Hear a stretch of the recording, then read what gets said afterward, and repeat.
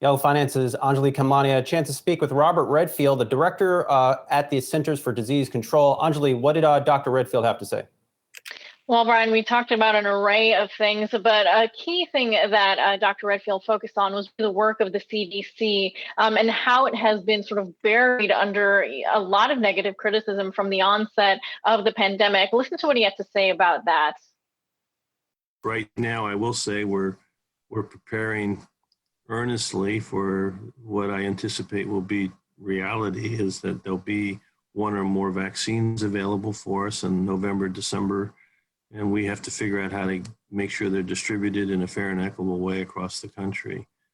I will say the first couple years at CDC, it was the time of my life. You know, I love science, I love data, I love service. I'm surrounded by over 20,000 men and women that are trying to use their skills to improve the human condition day after day, and I saw progress.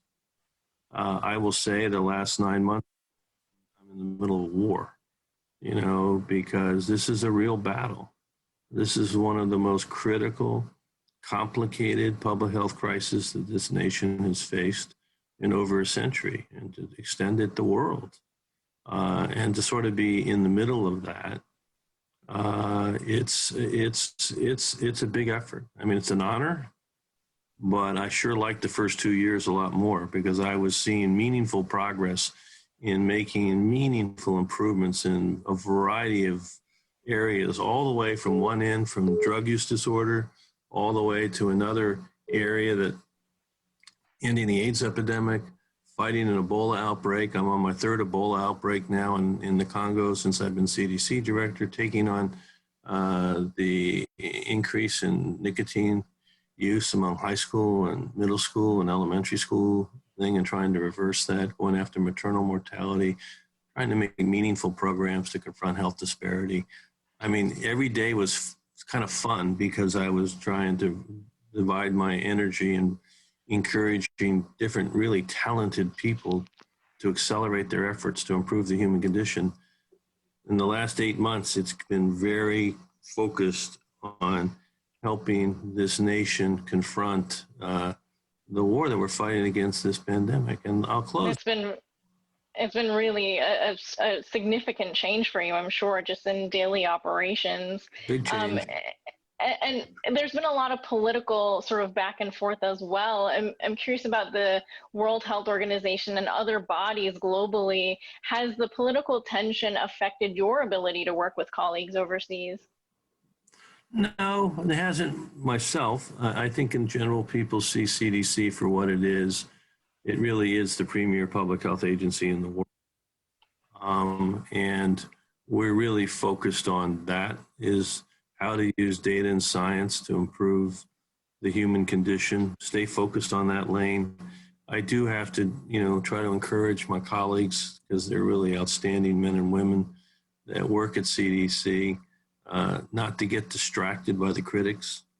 You know, sometimes I wish the critics would understand that they do have the potential to suck energy out of people that are trying to do the right thing for the right reasons. So the criticism is not always benign.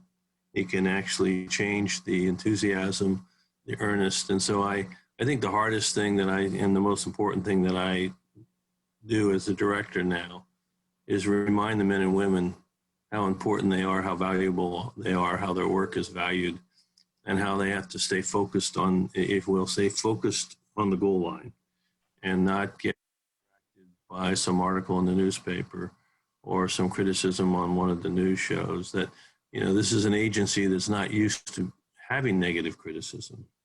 So, you know, but I will say that we've worked, you know, earnestly. When I got the first models back in late February, early March, it was a very difficult time for me, because those models by very smart people in my agency told me that they anticipated 1 million to 2.4 million people would die of COVID before October 2020. You know, that was catastrophic if you start to think about that. I think we all committed to do all we can to try to save human life. So as you hear, really discussing, a lot of the strategy going forward and what the CDC has been able to do till now, and really waiting to see what happens post Labor Day.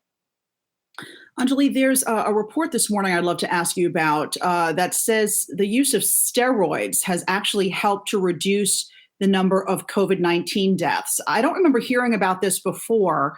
What can you tell us about it? So it has been discussed as sort of generally the overview of what is being used as a standard medical protocol right now. While things are still being studied, there was that study of the dexamethasone use, as well as proning, laying patients on their stomach. These are things that have been starting to be used more regularly, along with remdesivir, as treating patients and seeing the results of that. So no surprise there based on just observational reviews, but this sort of puts, the official stamp on it that steroids do in fact help with patients right now.